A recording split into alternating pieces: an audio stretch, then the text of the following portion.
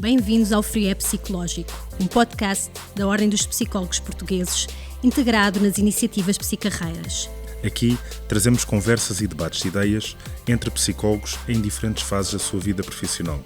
Descubra contextos únicos de atuação, temas sobre os quais intervêm e diferentes formas de construir a carreira em psicologia.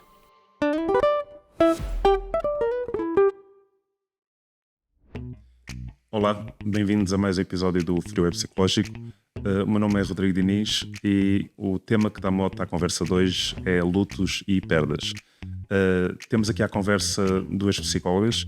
Da geração mais nova temos a Ana Luísa Alves, com formação em Psicologia Clínica e da Saúde, distinguida com o Prémio Ano Profissional Júnior 2022 na região Norte. E como colega mais experiente, Ana Correia, psicóloga especialista em Psicologia Clínica e da Saúde, com mais de 10 anos de experiência dedicada ao luto e trauma.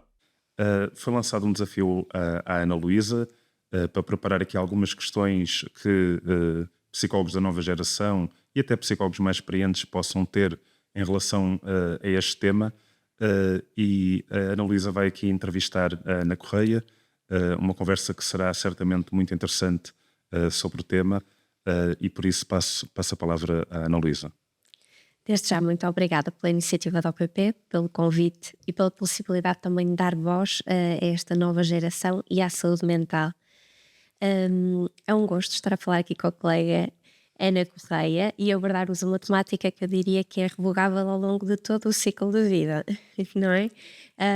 Não passando só pelo, lá está, luto, pela morte, e eu começo até por falar aqui de uma partilha muito breve, que é eu própria quando falo neste interesse, não é? Que eu gosto muito da área do luto e que me interessa, não é, pelas perdas, há quase sempre assim uma estranheza do outro lado. Mas a verdade é que para mim este interesse sempre esteve presente e eu gostava de perceber da parte da Ana desde quando é que ele estava presente. Se houve alguma situação, algum caso que suscitasse maior interesse, perceber aqui um bocadinho como é que começou o percurso. Enfim, nós temos este lado comum, não é? Neste tema. Antes de mais, olá a todos, olá Rodrigo e olá Ana, agora aqui já sentados para esta nossa conversa, e agradecer também à Ordem este convite para estar aqui presente neste projeto que eu acho super interessante. Então, respondendo a essa pergunta, eu não sei bem quando é que começou este interesse. Eu venho de uma família de uma mãe e uma avó enfermeiras, sempre muito a falar de toda esta experiência de hospitais, de doença, e sempre fui sentindo que faltava ali qualquer coisa. Era tudo muito para uma prestação de cuidados funcionais, acabar com a doença, com os sintomas, e fui sentindo que faltava mais médica. isso, uma coisa muito biomédica, e faltava-me lá qualquer coisa, não sabia bem o que era, porque eu cresci sempre com isto. E aos poucos fui assim despertando um bocadinho para este interesse. Achava eu da medicina, que queria fazer uma medicina diferente, até que fui percebendo que não era bem isso. Eu queria chegar às pessoas, à história das pessoas, à experiência das pessoas, e percebi que era a psicologia. E talvez tenha sido um bocadinho aí que tudo começou. Claro, depois fui tendo algumas perdas importantes na minha vida e fui sentindo que a perda tinha assim um impacto muito grande na nossa experiência daí em diante. Havia coisas que ficavam a faltar, havia significados novos que iam surgindo, e ao longo do meu curso fui percebendo que eu queria a psicologia ligada à saúde e à doença, não especificamente só a doença mental. Queria muito estar nestes ambientes mais hospitalares, perceber um bocadinho como é que nós podíamos trabalhar no sentido de prevenção, promoção da saúde. E aqui pelo caminho descobri esta paixão pelos cuidados paliativos, pela doença oncológica, e por acréscimo lá veio o luto. É tão curioso, não é? Termos esta particularidade, não é? Em conjunto, porque efetivamente podemos estar quase imersos, e eu acho que a Ana estava quase no mundo da saúde, mas muito numa perspectiva aqui muito biomédica, e depois lá está, biopsicossocial. Está a faltar aquele componente, não é? E a Ana enriqueceu um bocadinho mais então a família, dizemos assim. É verdade, porque às vezes a minha avó já não a apanhei no ativo, mas ela ainda era assim aquela enfermeira à antiga, dos cuidados de cabeceira, e era muito engraçado ver a luta às vezes entre a minha mãe e a minha avó com ideias completamente diferentes. Já diferentes. E isso, a minha mãe é muito funcional e a minha avó muito no cuidado e no estar. E foi muito interessante a minha mãe às vezes trazer algumas questões. Já eu estava no curso de irritações, frustrações, não saber lidar com algumas questões que a família colocava, que às vezes os doentes colocavam. Ainda para mais ela estava num bloco de cirurgia, portanto é uma coisa muito rápida e de muita ansiedade também para os familiares, e ela às vezes vinha muito inquieta com uma série de coisas, então às vezes eu às vezes sentia que deixava assim uma semente. E foi muito curioso que houve um dia que ela partilhou precisamente isso, que havia um familiar que queria muito saber do doente que estava no bloco operatório e queria saber, mas diga-me qualquer coisa, mas eu estou muito aflito, e começou a chorar. E habitualmente a minha mãe teria uma resposta muito funcional, e ela chegou cá e disse: olha, a pessoa estava a chorar, e eu só fiquei ali ao lado dela e disse: eu estou aqui consigo. E a pessoa parou de chorar, disse muito obrigada. Eu disse: estás a ver a diferença que isso faz? Realmente, Então, estarmos presentes, não é? Isso, a relação, não é? Às vezes não Que precisamos. está em qualquer, e que pode estar em qualquer lado, em qualquer profissão. Isso mesmo. Mas há aqui este sentido de, por exemplo, lá está, estamos a falar aqui de uma categoria muito específica aos médicos, os enfermeiros. Há aqui um faltar de algumas, se calhar, ou precisar de aprimorar algumas competências na parte da relação, que se calhar são sentidas. É fácil chegar a esta população, isto é, enquanto psicólogos no nosso lugar, mas chegarmos a esta população e se calhar até falar aqui de um autocuidado, que também deveremos ter connosco, também perguntar sobre isso, mas também aqui, quanto aqui à questão dos médicos, enfermeiros, outros técnicos. Eu acho que os profissionais de saúde, no geral, têm muito pouca formação nesta área. Eu, quando estava nos cuidados paliativos no Hospital de Santa Maria, tentámos criar um projeto de apoio aos profissionais de saúde. Perceber um bocadinho como é que eles viviam também todas estas emoções, que no fundo são imensas perdas, gestão de muitas emoções difíceis, comunicação de notícias difíceis às vezes, preparação e gestão do futuro. E umas atrás das outras. Isso. Não há um tempo quase para processar. E uma coisa aqui muito importante é que eles têm que estar preparados para a pessoa doente e a família, mas depois têm que gerir estas coisas dentro deles também. Como é que levam isto para casa? Isso. Não é? Também Então, não se fecha a porta, não é? Do lado. Isso, então nós procuramos criar aqui um espaço de partilha e de escuta e de acolhimento. Foi difícil por muitas questões burocráticas e logísticas do funcionamento de um hospital público grande. Foi difícil chegar à comunidade médica, muito difícil, porque ele ainda vem muito desta cultura de Mais resistente. sim, de não poderem falhar, eles são superpoderes, cheios de superpoderes e têm que ser capazes de agir sozinhos. Então foi um bocadinho difícil. A comunidade dos enfermeiros foi fácil, estava muito colaborante. E alguns técnicos também muito colaborantes. Então foi muito interessante perceber que de facto estas pessoas só precisavam que fosse aberta uma porta, porque eles sentem esta necessidade, só que faltam alguns grupos de suporte, espaços de partilha, até só dentro da própria equipa, não é? Dentro da própria equipa, Isso. quase uma interajuda. Isso, às vezes só essa partilha aberta, exatamente. Então eu acho que eles sentem esta falta. Acho que é preciso nós também desmistificarmos um bocadinho estas ideias de que os profissionais de saúde têm que estar lá capazes, que não podem sofrer, que não se deixam afetar por estas coisas. Então eu acho que isto devia começar muito no início da formação. Até na formação deles, Sim. não é? Bom, se não fosse só a ideia até de quase da cura, não é? De ter que procurar uma cura. Se quando nós falamos em luto, nós falamos de uma cura, não há uma cura para o luto. Então eu acho que também só o educar por aí, não é? Que nem tudo é com um objetivo de cura, mas efetivamente há uma promoção de e uma integração, integração não é? deste processo. O luto precisa de ser integrado na nossa vida. É uma experiência de muito enriquecimento e de muito crescimento quando pode ser feito num espaço seguro e com tempo. Mas se nós formos um bocadinho a estes temas que estávamos aqui a trazer, não é só durante a formação académica dos profissionais de saúde ou de qualquer outro profissional. Nós devíamos começar a educar para as emoções, para a morte, para a vida. Mesmo as crianças. Não é? Desde o início. Que não é uma ideia, porque eu acho que às vezes as pessoas pensam, ok, luto, morte, e que não tem que ser um luto por morte, mas as pessoas pensam, ok, é um tema muito denso. Vais falar com uma criança sobre essas coisas, quase como se fosse um tabu. A verdade é que se calhar é a sociedade que cria um tabu e por consequência aqueles adultos que se calhar não lidam bem com a morte foram crianças a quem isso foi incutido e portanto continuam no fundo aqui a manter este ciclo. Seria importante, por exemplo, serem criados até aqui a quase eu costumo dizer que é primeiramente educar para as emoções, não é? Para a vulnerabilidade também, para a possibilidade da vulnerabilidade, que não há emoções positivas ou negativas, elas todas têm que ocorrer, não é? e depois aqui também para as perdas, até porque as crianças, não é, são muito mais permeáveis até com E isto mais faz parte simplicidade. do dia a dia deles, porque se nós abrirmos um livro, uma história, há sempre perdas, há sempre um mal, há sempre um bom, há uma emoção a surgir, é tudo com muita intensidade. Então, isto é o mundo deles, para eles está tudo ok com isso. Às vezes o problema é nosso, a dificuldade é nossa de gerirmos esta força toda que às vezes as emoções têm. Já teve assim algum caso em que, digamos que teve que sensibilizar um pai ou uma mãe, por exemplo? Sim, muitas vezes. Recentemente tive um caso de uma mãe que eu já acompanho por outras questões, que tem a mãe doente e há um filho aqui pelo meio de 9, 10 anos e eu senti essa necessidade de amparar esta mãe, mas de capacitar também esta mãe para dar algum suporte a este miúdo, porque nós ainda vimos muito desta cultura de retirar as crianças dos momentos difíceis, da doença, da morte, das emoções dos próprios pais e dos adultos à volta. Não se pode chorar. Não colocamos ainda uma carga mais negativa nisso mesmo? Porque acho que só vamos a criar medo depois. Sim, nós criamos muita desconfiança porque na cabeça das crianças elas precisam dar sentido.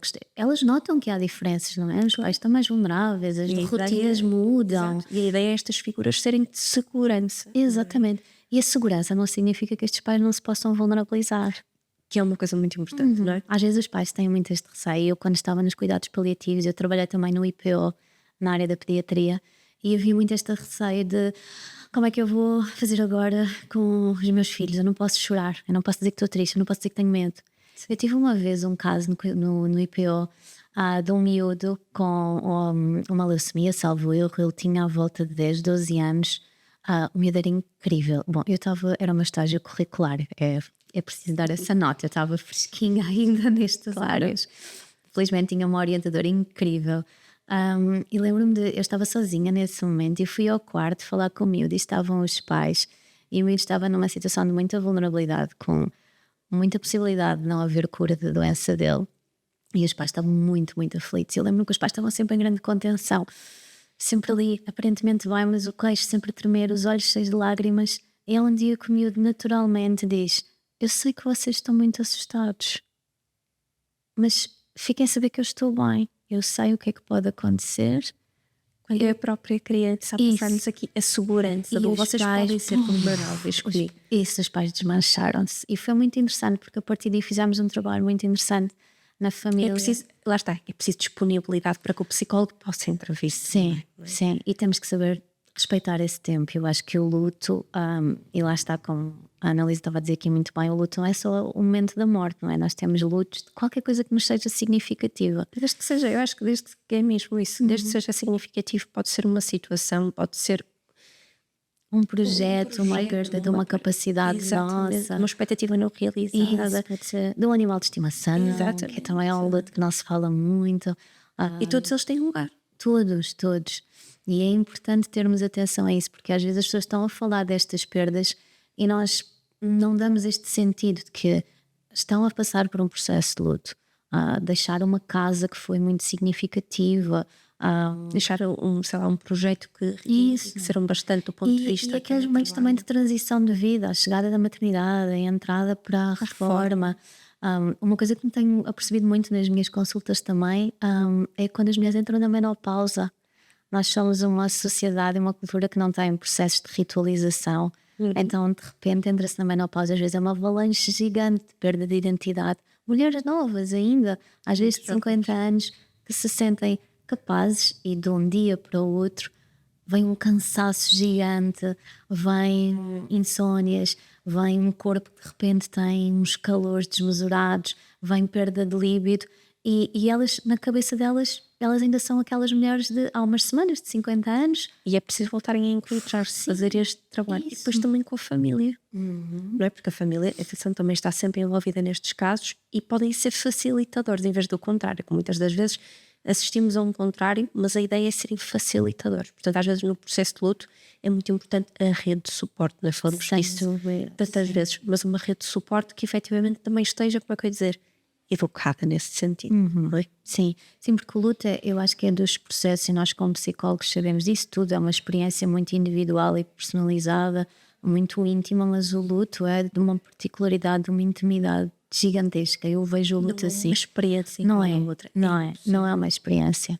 Só, mas de facto é uma experiência universal, não é? Nós todos passamos por perdas, então eu acho que esta é a grande dificuldade do luto. Eu costumo às vezes brincar um bocadinho em consulta, que é ao meu tempo a correr, o meu tempo íntimo, e ao lado há uma velocidade gigante de uma vida que continua a correr, ou das outras pessoas que estão noutro momento do luto, e ajustar isto é muito difícil. Só que é preciso nós encontrarmos este ritmo ajustado entre eu, individualmente, e todos os outros contextos e as pessoas que estão à volta, porque quando eu perco, vamos pensar uma perda de alguém, as pessoas à minha volta estão a passar pelo mesmo. Um companheiro ou uma companheira perdeu também essa pessoa que tinha algum significado e um espaço. Estas pessoas podem reagir de formas diferentes e devem ser acolhidas estas diferentes formas. E isso às vezes é a grande dificuldade, porque o processo de luto individual vai correndo e às vezes os grandes conflitos acontecem à volta porque as outras pessoas estão com outras necessidades, estão noutra etapa, estão noutro ritmo. Encararam de outra forma. Sim, tem têm outros outro mecanismos. E a família é muito interessante ver isso, porque às vezes uma pessoa precisa muito, muito de falar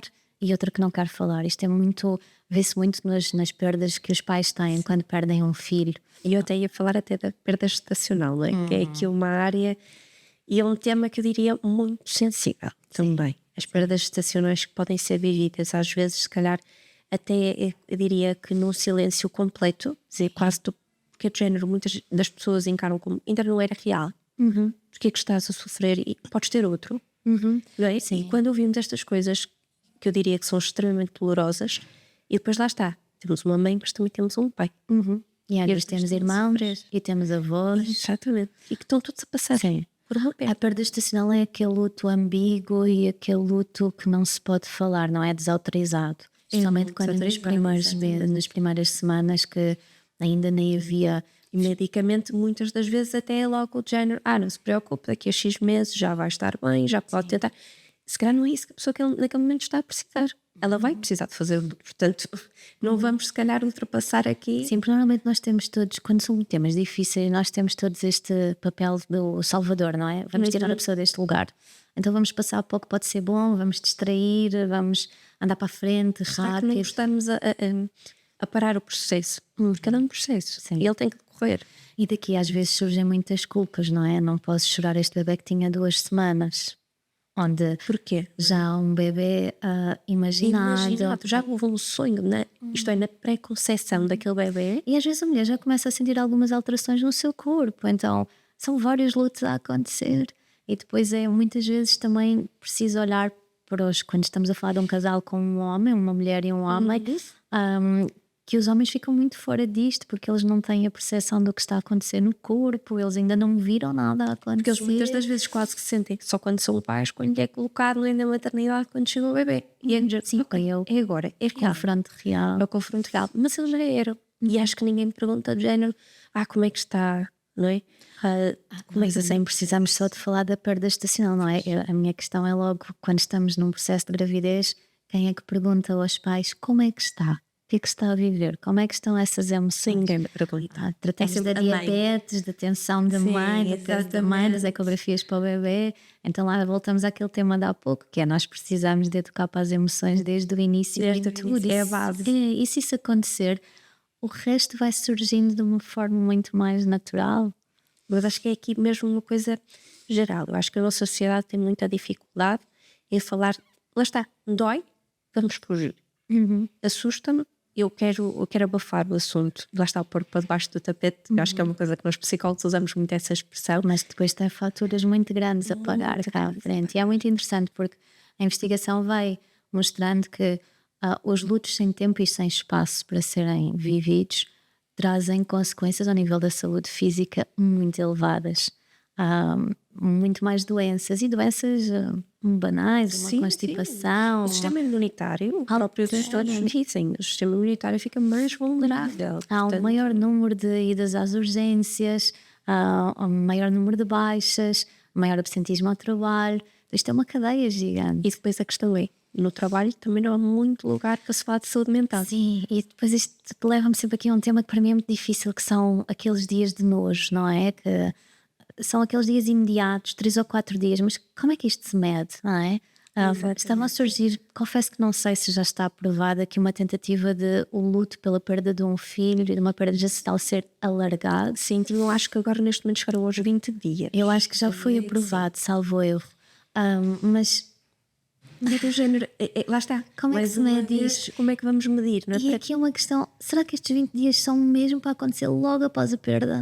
Porque há pessoas que, lá está, muitas das vezes não começam o processo de perda logo nessa altura. E Ele começa nessa altura, ele de facto começa nessa altura, mas às vezes não os impactos depois na vida muito real. funcional, porque a verdade é que há uma série de burocracias para tratar a seguir a morte de alguém, então as pessoas ficam muito funcionais, é preciso ajustar, o que é muito. Eu acho que lá está, a adrenalina ali aumenta imenso porque são pedidas coisas. E é uma proteção muito grande para todo o sistema nervoso que de repente tem aquele impacto e aquela rasteira, como eu costumo dizer. Então este lado funcional é super protetor. É muito importante, até para muitas pessoas é muito, muito importante fazer acontecer, andar com a vida para a frente. Então, Voltar às rotinas, muitas das vezes é extremamente importante. Porque as rotinas dão aquela sensação de qualquer coisa que ainda é normal e segura. Que eu controlo. Isso. Não é? Nós também temos muito esta noção do o que eu controlo e as pessoas vivem numa necessidade de controle imenso. Então o voltar às rotinas às vezes é extremamente fundamental para um luto saudável. Não é? E nunca forçando, obviamente, não estamos aqui a forçar, não é que a pessoa tem que estar a fazer toda a sua vida naturalmente, não é isso, cada pessoa vai ter o seu timing e é preciso respeitar, mas dá aqui uma sensação de eu ainda tenho alguma coisa na minha vida que ainda permanece, não é? Por exemplo, vamos imaginar se há um trabalho que é compreensível, ok, faltou estes dias, mas depois até quer tentar voltar e depois precisa de outros dias novamente de se recolher. É importante que também os ambientes e os contextos laborais também se adaptem a isto. E muitas das vezes em consulta aparece esta queixa, que é as pessoas não autorizam os lutos, nem os timings dos lutos, as diferenças. Eles são tão singulares e não são autorizados. E não têm esses timings definidos, não é? Não são aqueles 20 dias logo a seguir. Há pessoas que vão num ritmo mais acelerado ao início e precisam de verdade depois e depois volta a ter um ritmo acelerado.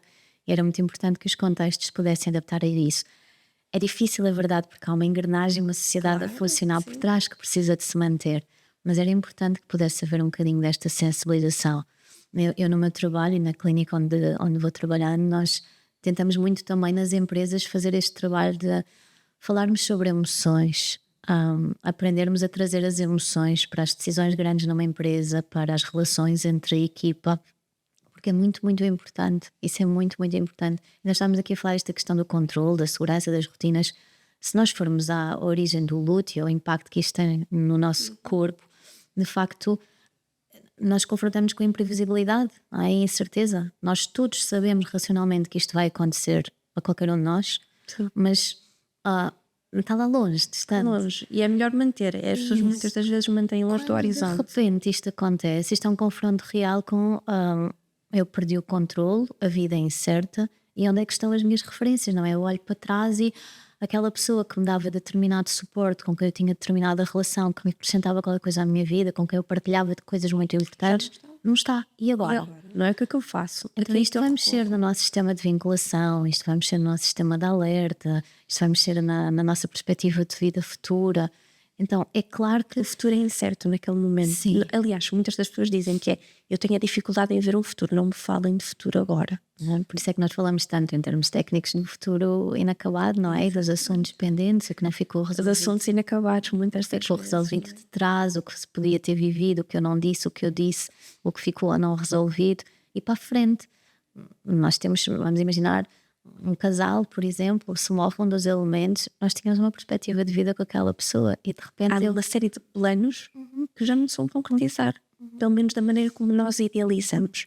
Isso é muito importante. Por exemplo, quando estavam nos cuidados paliativos, nós tínhamos muitos idosos a falecer e muitas vezes a grande queixa deles era eu não sabia pagar as contas, era ele que pagava e agora como é que eu faço?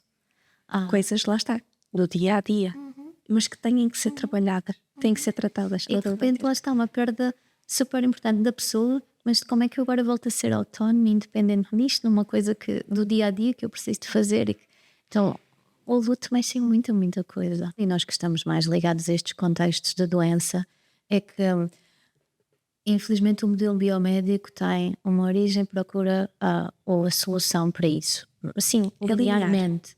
E às vezes é preciso perguntar à pessoa o que é que está a acontecer de projetos, em que ponto é que ela estava, que quer aquela perspectiva concretizar ou que já estão a acontecer neste momento, para que se possa ajustar também e trabalhar nesta rede. Não, porque isso não acontece, não. Aquilo que eu senti foi mesmo não havia um espaço. Por acaso, toda a situação se fez muito rápida, no sentido até positivo, que foi, eu lembro-me deste senhor ter entrado num dia, no dia seguinte eu consegui ir vê-lo logo. Isto normalmente nem acontece assim tão rápido. Ainda bem que aconteceu, porque depois ele conseguiu fazer todo o processo que era necessário para preservar, no fundo, também a sua possibilidade no futuro de vir a ter um filho. Mas depois foi preciso também trabalhar aqui com a companheira, porque ele, por exemplo, sentia-se culpado. Claro. Porque era um projeto só dele. É por isso que é tão importante o trabalho em rede e em equipa. Cada um de nós é especialista na nossa área, mas nós estamos a olhar para o mesmo problema com visões e perspectivas diferentes. Então é muito importante nós podermos chamar o resto das outras elements. Só trabalhamos muito Sem nessa forma. Aliás, nós somos um todo integrado, não é? Nós não Exato, somos é só a corpo, dimensão mente, né? física. Portanto, há tudo um integrar. E eu acho que quanto mais nos conseguirmos até unir-nos a outras áreas, melhor. Todos nós podemos beneficiar. Sim, vamos potenciar todas as áreas. Eu acho que nós psicólogos precisamos de furar um bocadinho mais e partir pedra para estarmos próximos das comunidades médicas, de todas as outras comunidades de saúde. Eu sou sincera, eu sentia muito essa necessidade, mas depois ao mesmo tempo, como era o meu estágio curricular, também sentia de género, ok, Analisa, se calhar estás a puxar um bocadinho mais. Mas Analisa, então estamos a tocar aqui noutro ponto importante, não é? Ainda por cima com o grande objetivo deste podcast, que é o que é que nós precisamos de aprender desde a nossa formação. E na minha faculdade, lá atrás, no início, eu não sei como está agora, mas eu acho que está mais ou menos igual. Não nos ensinam a isto. Ok, nós acabamos um curso e depois de repente estamos num mercado de trabalho e agora? Eu sei que gosto de determinadas áreas, mas como é que eu entro nestas áreas? O que é que falta? Quais são as necessidades? Como é que eu posso, não é? Até mostrar as nossas ideias.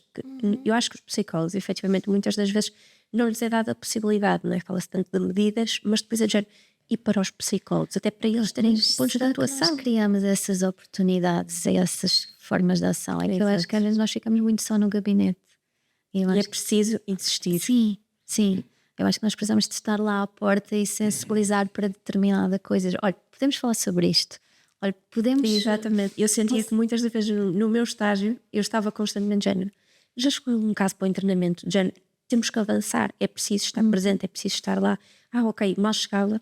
Ok, quero falar com a equipa de enfermagem. Como é que passou a noite? Como é que tem estado nos últimos tempos? Está estável o sono? Como é que está? Eu lembro-me que no IPO isso não acontecia porque o psicólogo estava dentro eu estava na pediatria, eu estava dentro do serviço, portanto eu fazia parte das reuniões de equipa, mas quando estava em Santa Maria, os cuidados paliativos eram um serviço em que o psicólogo andava pelos vários serviços quando era chamado. E lembro-me que às vezes era uma guerra muito grande para nós podermos estar presentes nas reuniões de equipa, porque nós éramos só um psicólogo.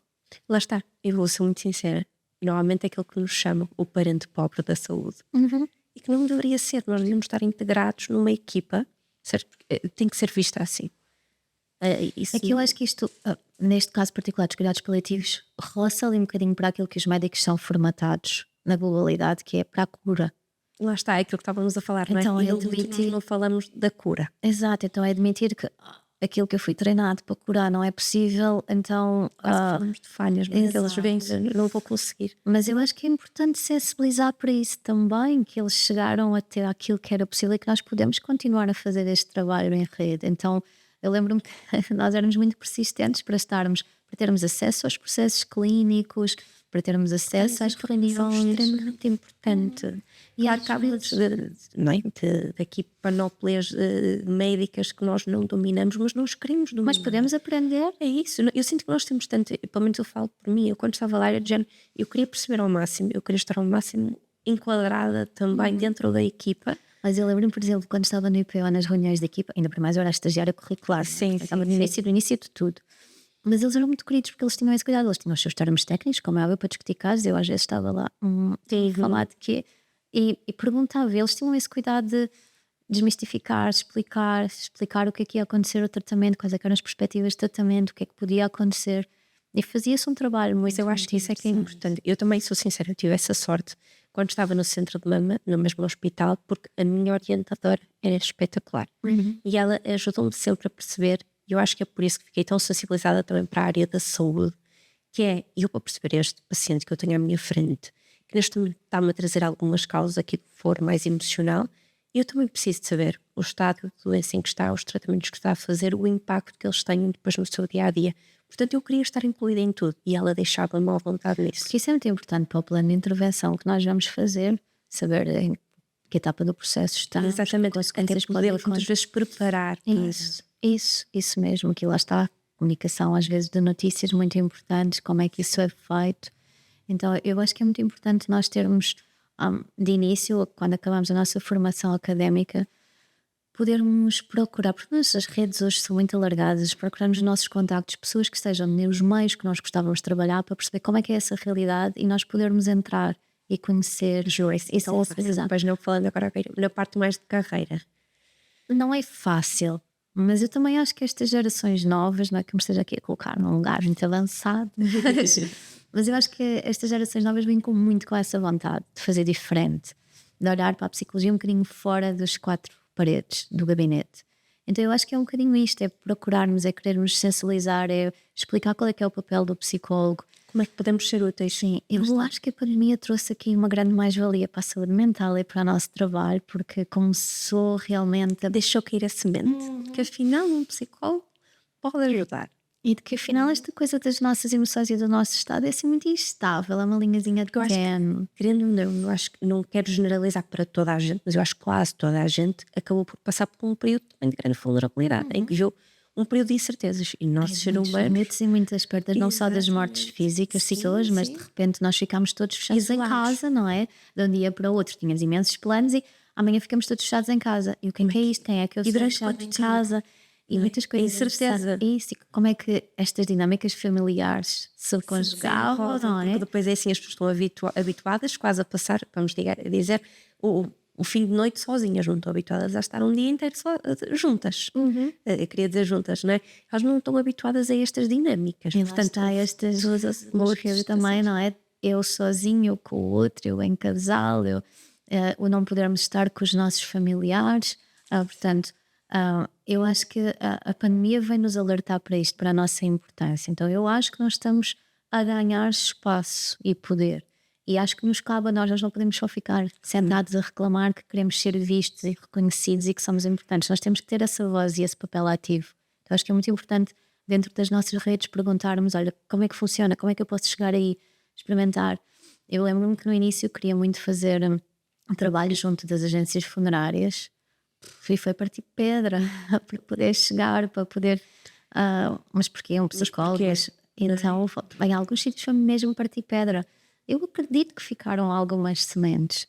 E eu acho que é muito importante... Lá está, isso também é processo. Alguém abrir caminho também que faz sem dúvida, sem dúvida. Eu tinha um professor na faculdade que dizia que os artigos científicos está tudo errado, porque nós só publicamos o que corre bem. Ninguém publica o que corre mal. Sim. Então a seguir vai uma equipa de investigação e volta a bater no mesmo erro. Aí ele dizia que se deviam publicar artigos científicos a dizer, neste projeto isto correu mal, não vão por aqui. Daí que não existe um modelo mais válido que outro. Exato. Então, de facto, quem esteve a partir pedra foi difícil, se calhar um bocadinho frustrante, mas eu acredito mesmo que... Mas eles também deveriam ser notados. Digamos assim, não é? Foi fundamental. O primeiro passo que eles deram, ok, podem não ter conseguido logo o seu objetivo, mas se calhar houve alguém que veio, ou depois eles lembraram-se daquela ideia e disseram, porque não contratar um psicólogo? Eu acho que vou deixar aqui, se calhar, esta questão aqui um bocadinho de... Se calhar até só uma coisa que é... e nós, enquanto psicólogos, como é que nós vemos o luto e como é que nós também o conseguimos ter um autocuidado? Se calhar partiria... E terminava aqui o podcast, se calhar, neste ênfase. Nós falamos muito de autocuidado para os outros, é verdade. Para nós. Sim. Eu acho que nós temos, eu defendo muito isso, que nós precisamos de ser honestos com aquilo que estamos a partilhar em consulta. Portanto, se eu defendo que a pessoa e promovo que a pessoa cuide dela, eu tenho que ser embaixadora disso mesmo. Eu tenho que ser um espelho disso também, não é? Então eu acho que é muito importante e uma das coisas que eu acho que nos ajuda no nosso autocuidado é de facto aprendermos e especializarmos sobre as áreas que nós estamos a trabalhar, porque isso nos permite fazer um bom trabalho, saber qual é o rumo, estarmos atualizados, gerirmos melhor as situações que nos aparecem. Eu acho que conseguimos ferramentas E o luto fundamentais. precisa isso, não é? O luto precisa de um modelo de intervenção específico para se perceber bem o que é que está a acontecer e não se fazer disparados, porque às vezes nas boas intenções de ajudar estamos a fazer tudo errado. E eu acho que é muito importante. Há uma premissa qual eu acho que é fundamental, que é eu levo comigo muita responsabilidade para a consulta, que é eu sei que efetivamente o lado psicológico pode causar dano. E quero-me lembrar disso e faço questão de me lembrar disso em cada momento. Porque isso significa que eu não vou flexibilizar. Isso significa que eu vou querer continuar a tal formação e especializar-me para que eu possa efetivamente dar a resposta melhor E possível. para mim isso já é um ato de autocuidado, porque se eu souber intervir bem, isso vai-me ajudar a estar melhor e a conseguir gerir melhor o que é que vai acontecendo. Os processos são mais eficazes, eu canso menos. Eu acho que esse é um dos pontos importantes. E eu sou um bocadinho chata com esta coisa do luto, mas eu defendo mesmo que as pessoas se especializem nesta área, porque a intervenção tem particularidades muito importantes. E cada temática do luto Sim, sem também dúvida. precisa de formações específicas. Isso. Então, outra das coisas que eu acho que é muito importante e que me faltou saber disto quando saí da faculdade é a necessidade de termos supervisão. Eu acho que isso também é um ponto de muito autocuidado para nós podermos partilhar os nossos casos, as nossas questões enquanto terapeutas. Acho que é muito importante. E depois, e quem diz supervisão diz intervisão também. Exatamente. Nós às vezes com os nossos colegas Isso. nós beneficiamos tanto na partilha, porque muitas das vezes A minha questão é a questão do outro. Às vezes, exatamente, e às vezes estamos quase bloqueados. Parece que não há outra forma de ver o assunto. Não há milhentas formas, mas eu preciso de ser um bocadinho da caixa e o meu colega pode me ajudar. Outro dos pontos, claro, fazermos a nossa própria terapia, porque nós somos todos humanos, o luto é universal e nós em consulta psicológica temos assuntos que são dos outros, mas que mexem em coisas nossas. Sim, todos nós também temos uma vida e eu acho que é importante também sensibilizar para isto, que é o psicólogo é uma pessoa como outra qualquer e portanto vai passar pelas mesmas E esse lado humano às vezes é uma mais-valia gigante. E eu acho que até de usar em consulta. Sim. Honestamente, sempre com uma certa medida, digamos As assim. autorreflexões são super importantes. Super. Eu acho que, por acaso, eu também concordo plenamente. Então, no luto, não é? Que nós estamos a tratar de perdas e de perdas de vínculos. Então, a relação é o maior veículo de trabalho. E no meio de tudo isto, lá está, termos o nosso tempo, não é? Porque às vezes, especialmente para quem trabalha de uma forma independente, é muito fácil encher a agenda com uma série de consultas, estarmos numa série de projetos, nós queremos sempre fazer mais para ajudar o outro. E eu acho que é preciso sabermos pôr os nossos limites e reservarmos no meio de todo o tempo de trabalho, tempo para nós e percebermos efetivamente o que é que são as coisas que nos fazem bem. Irmos, lá está, aquilo que nós promovemos nos nossos clientes, nos nossos pacientes, não é? Terem tempo para si, saberem quais as coisas também que os voltam a reenergizar, no fundo, voltam ao seu eu. E nós também precisamos disso.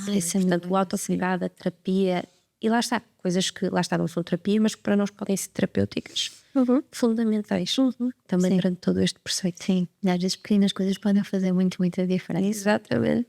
Bem, Muito obrigada. eu acho que acabamos em alta.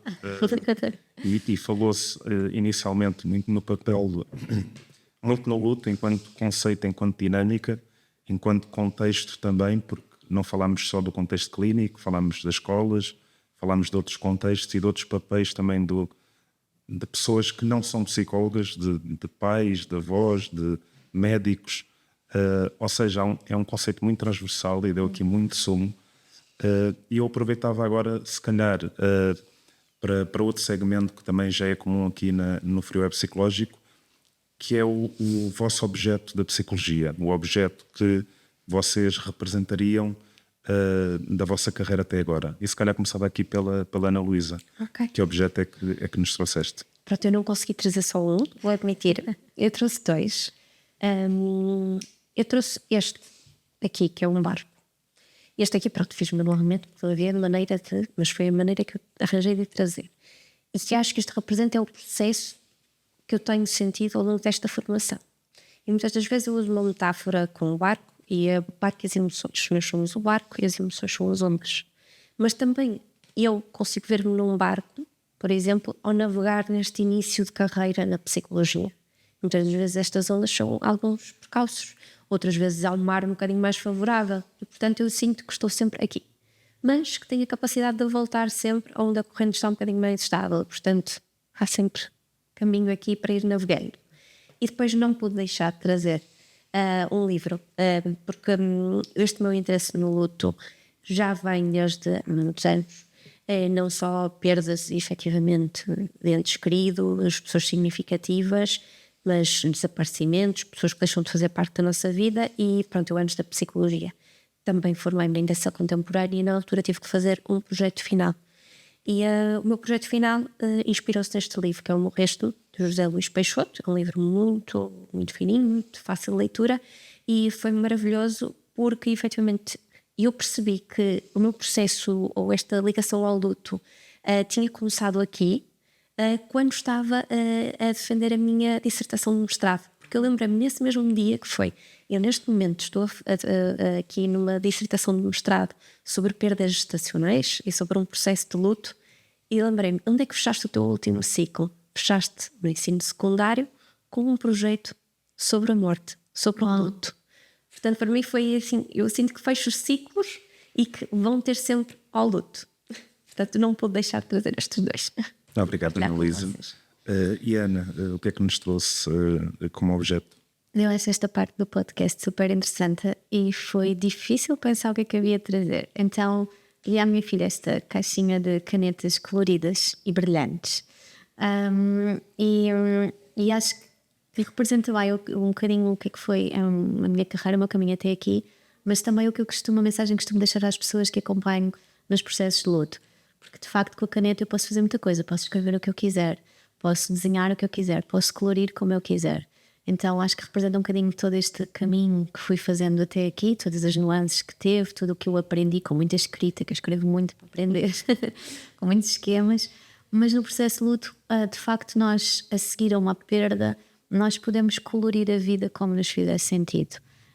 E portanto trouxe as canetas coloridas com essa mensagem da possibilidade de nós podermos escrever, ressignificar, pintar à nossa Pintar maneira. a carreira de várias cores. Isso, à nossa maneira e no nosso ritmo, sempre.